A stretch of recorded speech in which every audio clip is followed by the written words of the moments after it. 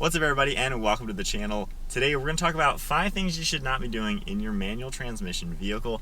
Now I've made these videos a few times over the last few years. However, there's constantly a whole new batch of manual owners and drivers, so might as well make an updated video on good tips to not practice. So manuals obviously are quite a lot of fun rowing through the gears. However, you want to prolong the life of your car. You want to be a good driver and practice the best habits out of the gate, because you really can't break bad habits years later.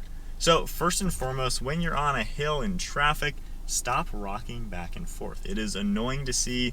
Nobody thinks you're cool. It's just kind of a pointless thing to do. Basically, giving it some throttle, clutch in, rolling back, clutch in, rolling back. Just doing this when you're on a hill, waiting for the traffic to go, you're wearing out your clutch. The discs are constantly slipping, a throwout bearing has pressure on it. You're gonna annoy your knee, and as a lot of us are aging, getting over 30, you don't really want to hit the clutch pedal 20 times in 20 seconds for no reason.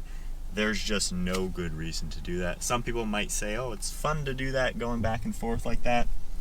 No, just leave it in neutral, put your foot on the brake, hold yourself. When traffic starts to move, then let's start to accelerate.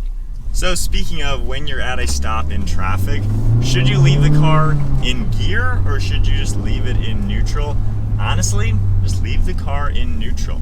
So as you come down to a standstill, let's say you are in traffic or something, once I get to, honestly, like 15 miles an hour, pop it into neutral, no big deal, slow down with your foot brake, and come to a complete stop. You don't need to sit there at a light just in gear, holding the clutch and leaving it in gear. It's not horrible to do, however, there's really no reason to do that. Once again, you're now holding the clutch the entire time. Your leg might get a little tired, so it's a little annoying to do that. And given that you're holding that clutch open, you're expanding the spring, putting a little bit of pressure on it.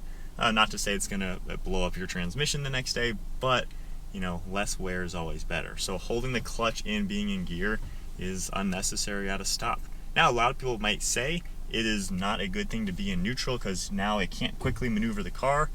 That is kind of true, but when you're driving, you should always be keeping an eye on your surroundings. If you see quick traffic coming behind you, obviously you should always be watching to make sure you're not going to get rear-ended anyway.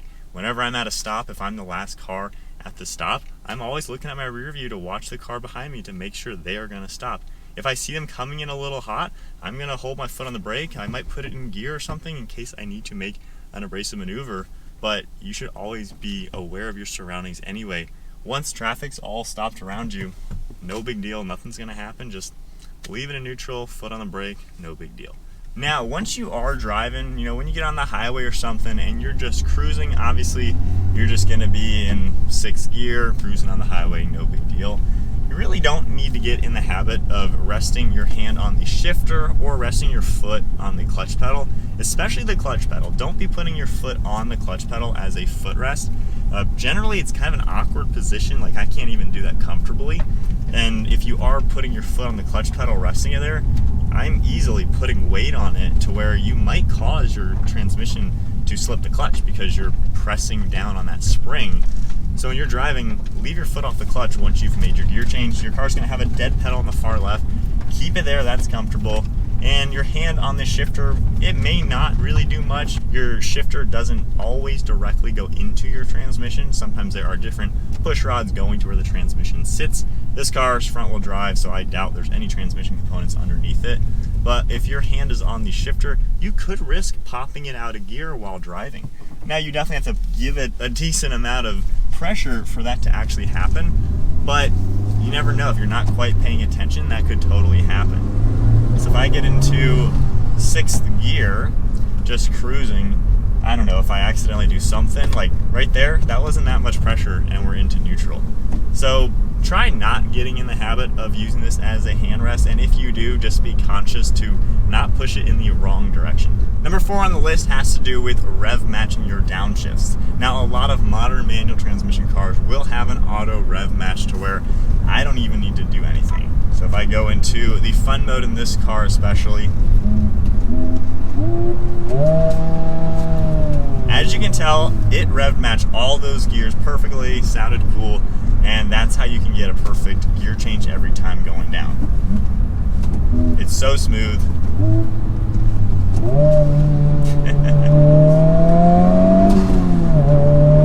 Now, if your car doesn't have auto rev match, or you've turned it off because you want to do it manually, get in the habit of just making a smoother downshift. So basically, when you go to downshift, I'm in fourth, I want to go to third, manually blip the throttle, took my foot off the clutch, and we had a nice smooth downshift. If your car doesn't have that, and maybe you just throw it into the down gear, dump the clutch, which dumping the clutch means you take your foot off the clutch really quickly, it's going to be jerky, not smooth at all. If you have a passenger into their car, they're going to think you don't know how to drive a manual because you're very jerky in a downshift. Once again, it's going to make your clutch slip quite a bit, so it's causing wear on that. And, you know, it's going to be just not the best, most ideal downshift. You want to drive this car smooth. Upshifts and downshifts need to be buttery smooth. The smoother, the better. That's the least amount of wear on your car. That is the more enjoyable driving experience. And you will just be able to utilize the car in a better fashion. So learn how to drive the car smoother, both upshifting and downshifting, and rev matching is the ideal way to have a smooth downshift. You can put it into gear and slowly take your foot off the clutch, which I've done that every now and then. Like, you don't always have to be in race mode trying to rev match, be super cool. But a slower gear change down will also give you a smoother gear change, which is a little bit less abrupt to your transmission, and it will make for a smoother ride. But I always get in the habit of just a little blip on the throttle when I downshift, just to give it a smoother engagement, and it just seems to be a good way to go. Now, number 5 on the list is, how do you park your manual transmission car?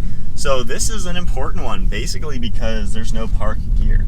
So if I pull into a parking space and stop the car, if I just shut it off and maybe get out of the car, forget to put it in gear or electronic parking brake, no big deal. I start getting out and I realize I am rolling. What is going on? Okay, now we've stopped.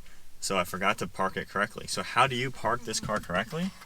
Well, we'll fire back up, especially on a hill. Now, if you're in flat ground in your garage or something, leave it in gear, shut it off, no big deal. But out in the real world, obviously, foot off the brake, I'm rolling in a parking space. So foot on the brake, go ahead, make sure you engage your parking brake, make sure it has actually engaged. If it's a manual one, rip it upwards and you're good to go. Take my foot off the brake. I just felt the car settle, so now I know we are stationary, no big deal. Now I'm gonna shut off the car. Now I'm gonna put my foot on the clutch. I'm gonna go ahead and put it into reverse. So now, at this exact moment, the weight of the vehicle is parked on the parking brake, but I went in reverse just in case. In case this parking brake fails, at least I am in a gear to where the car won't roll away if something does fail. Now I chose reverse because I'm facing downhill. I don't know if modern cars you can jump start like in old cars. Old cars that were manual, you could put it in neutral, push the car really fast, pop it into gear, and it'll start the engine due to the rotation. Probably never going to happen in a standstill parking space situation on a slight hill, but go ahead and put it in reverse going downhill. If you're facing uphill, go ahead and put it into first gear. But that is the sequence you want to do. Now, a way you could do this that isn't ideal, foot off the brake, parking brake, everything's off. So don't just stop, put it in gear, and shut it off. Because now if I take my foot off the clutch and then off the foot brake, see how I rolled forward a little bit? We are now parked on the transmission.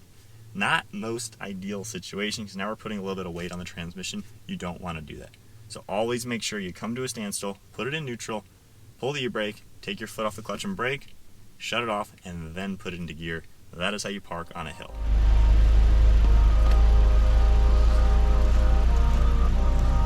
Yeah, that's why you use the brake in the transmission.